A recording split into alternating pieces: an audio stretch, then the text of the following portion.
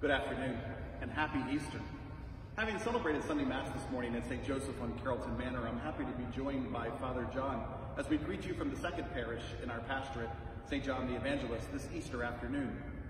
We know that many of you missed being at St. Joseph, St. John, and Hood College this morning, seeing the beautiful flowers, the decorations, and the rituals that help us celebrate the resurrected Christ. So while the church is a bit less decorated this year, we remind you that the beauty and the majesty missing this Easter is the presence of each of you. Jesus could not be kept in a tomb, and we cannot be separated from you spiritually, even when we cannot be with you physically. So allow us to extend prayers and good wishes to each of you and to all those who visit us each year at Easter. Over the last few days, we've published a series of videos found on our parish websites and Facebook pages, focusing on the power of giving witness. This Easter, we recognize that the message of Christ's triumph and death and his resurrection are being witnessed in an entirely new way. Jesus is now most present in what we often refer to as the domestic church, or the church at home. We give thanks for each of you and the way you are bringing the resurrected Christ into the homes, into your homes, likely in new and unexpected ways. In these days when we are separated and isolated from one another, we acknowledge that many of our children, teenagers, and adults have prepared to celebrate First Communion, confirmation, baptisms, and full initiation into our families of faith. We know how disappointed you are, and we look forward to celebrating with you and your families in the months to come. We pray for those who are feeling the burdens of isolation, as well as those who have recently lost their jobs. In these difficult days, we hold in prayer those who are single, as well as those who are unable to travel to be with family and friends at this time. And of course, on this day of all days, we lift up in prayer those who have died and those who grieve their loss.